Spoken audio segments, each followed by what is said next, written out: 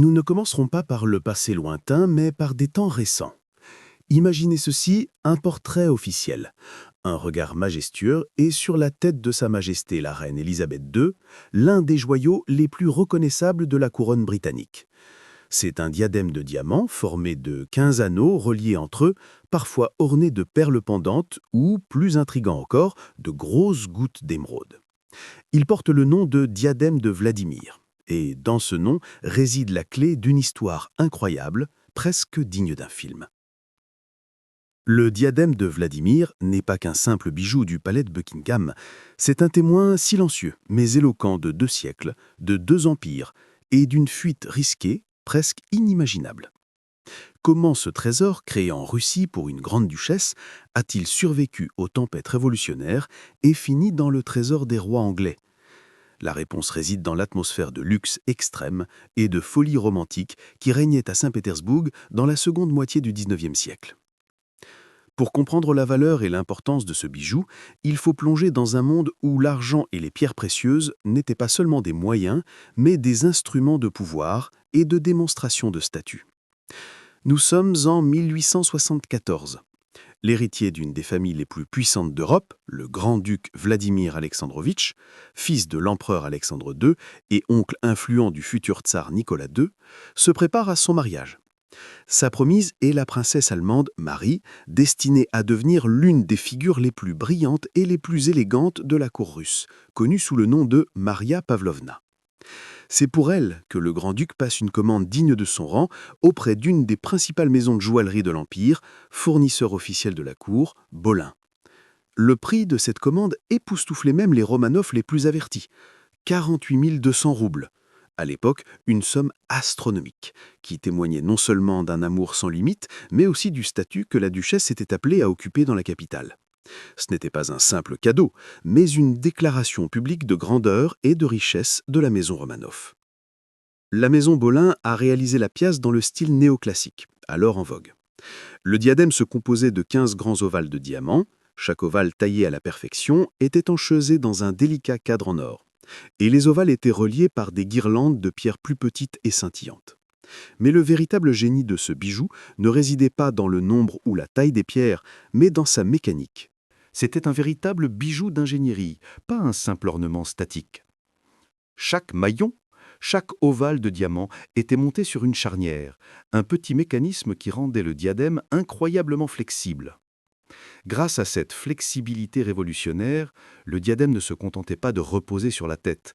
Il épousait parfaitement les contours de n'importe quelle coiffure et suivait chaque mouvement. Cela donnait l'impression que la lumière et les diamants dans le diadème dansaient avec la grande-duchesse, reflétant sa vivacité et son charisme. Maria Pavlovna, devenue l'une des femmes les plus influentes de la cour, portait ce chef-d'œuvre comme symbole de son goût impeccable et de son immense pouvoir.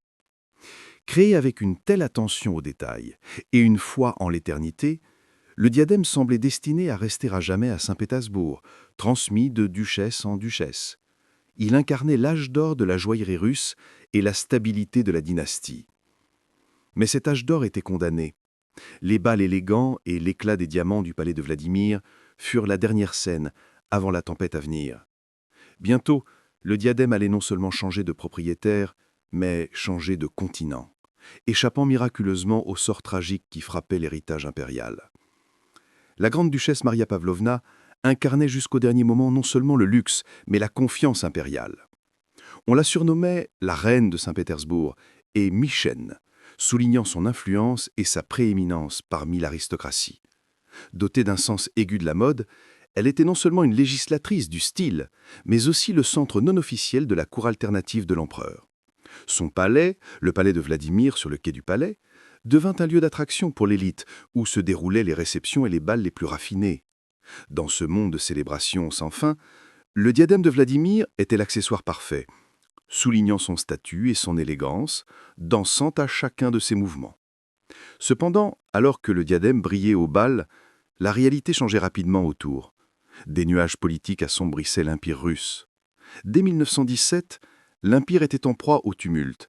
Maria Pavlovna avait déjà traversé une grande perte personnelle et, restant l'une des dernières figures de l'ancienne garde, refusait jusqu'au bout de reconnaître le chaos total, affichant une volonté inébranlable.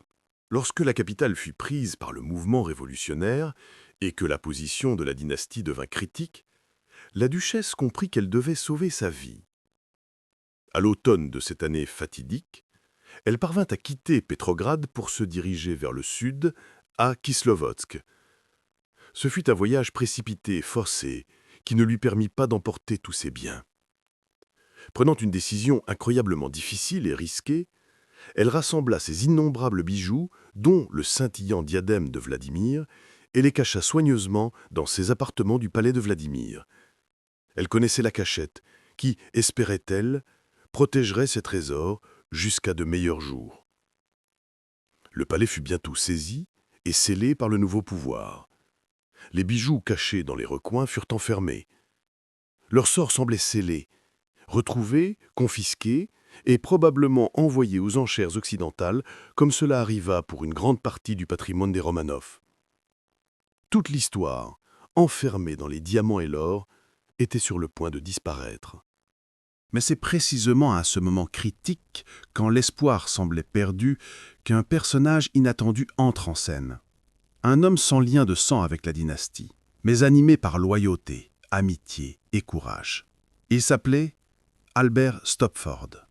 Diplomate britannique de profession et antiquaire par passion, il était un ami fidèle de longue date de la grande-duchesse Maria Pavlovna. Sa présence à Pétrograd, malgré l'anarchie totale, fut la seule lueur d'espoir. Pour mener à bien sa mission, Stopford avait besoin non seulement de courage, mais d'une ingéniosité extrême. Car chaque pas pouvait être le dernier. L'exfiltration d'un patrimoine national était passible d'une punition sévère. Le scénario qu'il déploya semblait digne de roman d'espionnage. Stopford ne pouvait pas simplement entrer dans les appartements scellés par les bolcheviks.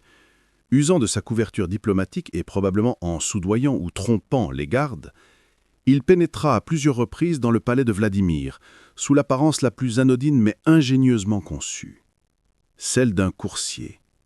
Cela lui permettait de rester discret au milieu du chaos, masquant son véritable objectif mortellement dangereux. Le plus important, il connaissait l'emplacement exact de la cachette. Il savait où Maria Pavlovna avait dissimulé ses coffrets précieux. Pénétrant dans les appartements et atteignant les trésors cachés, il agissait vite et avec détermination, rassemblant non seulement le diadème de Vladimir, mais aussi d'autres reliques familiales. Les bijoux, chacun chargé de dizaines d'années d'histoire, furent placés dans des valises ordinaires et sans particularité. La tension de ce moment était inestimable. Imaginez, d'un côté, une foule révolutionnaire furieuse et des patrouilles à la recherche de trésors bourgeois, de l'autre, des bijoux fragiles, symboles d'une époque révolue, cachés dans des bagages. Stopford réussit à sortir ce précieux fardeau du palais, puis, utilisant ses relations diplomatiques, organisa leur transfert hors du pays en guerre. La destination, l'Ouest, vers le Londres relativement sûr, où les trésors attendraient leurs légitimes propriétaires. Grâce à cette opération coursier, les bijoux de Maria Pavlovna, y compris le diadème, furent sauvés. Alors qu'une grande partie du patrimoine joaillier des Romanov fut ensuite vendu par les Soviétiques aux enchères internationales, le diadème de Vladimir échappa à ce triste sort. Ainsi, le chef-d'œuvre créé pour la maison russe entama son voyage illégal, mais heureux vers l'Ouest, vers une vie nouvelle et inattendue. Bientôt, la grande-duchesse suivit, pour retrouver son héritage en exil. Le sauvetage du diadème ne fut que le premier acte du drame. Le second fut la réunion de la propriétaire avec son trésor. Avec l'aide d'Albert Stopford, les valises parvinrent saines et sauves à Londres. Ce fut une victoire silencieuse dans la guerre contre le chaos, garantissant qu'au moins une partie de la beauté et de l'histoire de la cour impériale survivrait. Pendant ce temps, Maria Pavlovna put enfin quitter la Russie, traverser le Sud et rejoindre l'Europe. Elle se retrouva en exil, dans un climat d'incertitude et de perte, mais au moins en sécurité. C'est en exil, en 1920, que se produisit la rencontre pour laquelle Stopford avait risqué sa vie. La duchesse put récupérer ses bijoux. Cette rencontre ne fut pas triomphale comme les bals de Saint-Pétersbourg, elle fut plutôt un moment amer mais crucial, symbolisant la fin d'une grande époque. Le diadème de Vladimir, de nouveau entre les mains de sa propriétaire, devint non seulement un bijou, mais l'incarnation matérielle de toute sa vie passée et le seul capital immuable. Le diadème, avec les autres bijoux de Maria Pavlovna, fut sauvé de la destruction ou de la vente incontrôlée par les bolcheviks. Sa destinée contrastait radicalement avec celle du fonds diamant et d'autres trésors confisqués, vendus à l'étranger souvent à prix réduit. Créé pour l'éclat russe, il rayonna désormais comme un symbole d'espoir en exil. Malheureusement, la réunion fut de courte durée. La même année, la grande-duchesse Maria Pavlovna acheva son parcours. Avec son départ, s'éteignit le dernier lien direct entre le diadème et son créateur, ainsi que la cour de Saint-Pétersbourg. L'héritage fut partagé entre ses enfants, dispersés en Europe et confrontés aux difficultés financières de la vie d'exilé. Selon le testament, les bijoux passèrent à ses enfants. Le diadème de Vladimirov revint à sa fille unique, la princesse Elena Vladimirovna. La nouvelle génération de Romanov, dépouillée de richesses et de terres, se heurta à la dure réalité occidentale. Le diadème devait désormais devenir non seulement un symbole, mais un actif assurant la survie. Le passage du diadème à la princesse Elena Vladimirovna marqua le début de la phase la plus triste de son histoire. Si Maria Pavlovna portait le diadème comme signe de pouvoir absolu, sa fille l'hérita comme un fardeau, et finalement comme un moyen de subsistance. À l'Ouest, malgré leur origine aristocratique, les émigrés russes faisaient face à l'insécurité financière. Les titres n'assuraient pas les revenus. Elena Vladimirovna, comme beaucoup de sa famille, se retrouva dans le besoin, contrainte de s'adapter à une vie beaucoup plus modeste. Dans cette nouvelle réalité, où les reliques familiales devinrent des actifs liquides, il fallut prendre une décision difficile. Conserver le diadème, le plus célèbre des bijoux de sa mère, aurait été un acte de fidélité au passé, mais sa vente assurait l'avenir. Pour la princesse Elena Vladimirovna, ce fut sans doute l'un des choix les plus douloureux, se séparer d'un bijou précieux rappelant la grandeur passée et sa mère. Ainsi, en 1921, seulement un an après le décès de sa mère, la relique de la maison Romanov fut mise en vente. L'acheteuse n'était pas une particulière, mais un membre d'une autre famille royale influente, la reine Marie de Teck, épouse du roi britannique George V. La transaction s'éleva à 28 000 livres sterling. Ce transfert marqua la rupture définitive du diadème avec son histoire russe et son entrée dans une nouvelle dynastie royale. Sauvé des révolutionnaires, il ne put cependant échapper à son statut de bien marchand. Avec la vente, le diadème passa de la propriété privée au trésor officiel du palais du Royaume-Uni. C'est là, en Grande-Bretagne, qu'il fut non seulement préservé, mais transformé, devenant encore plus unique et légendaire. La nouvelle propriétaire, la reine Marie de Teck, était connue comme une collectionneuse passionnée de bijoux et grande admiratrice du savoir-faire russe. Elle n'acquit pas le diadème uniquement comme artefact historique, elle lui donna une seconde vie, lui assurant une place dans une des collections les plus prestigieuses du monde et préparant sa nouvelle longue existence. Sur ordre de la reine Marie, les joailliers de la célèbre maison londonienne Garrard modifièrent le chef-d'œuvre russe. La structure flexible originale, conçue par Bolin, fut conservée. Mais la reine ajouta une caractéristique clé, la multifonctionnalité. Initialement, le diadème se portait avec 15 grosses perles naturelles en forme de gouttes, balançant doucement dans les ovales de diamants. La reine Marie décida d'élargir cette fonctionnalité. Elle fit créer des supports amovibles, permettant de remplacer les perles par d'autres pierres précieuses. Ainsi apparurent les fameuses gouttes d'émeraude, probablement issues de sa propre collection, pouvant être suspendues dans les mêmes anneaux de diamants. De plus, le diadème pouvait désormais se porter dans une troisième version entièrement en diamant, sans aucune suspension. Cette capacité de transformation fit du diadème de Vladimir l'un des bijoux les plus pratiques, prisés et souvent portés de la collection royale britannique. De la reine Marie, décédée en 1953, le diadème passa à sa belle-fille, puis à sa petite-fille, la reine Élisabeth II. Pour Élisabeth II, qui monta sur le trône la même année, le diadème devint plus qu'un bijou, un des attributs les plus reconnaissables de son règne, symbole de continuité et de résilience de la monarchie.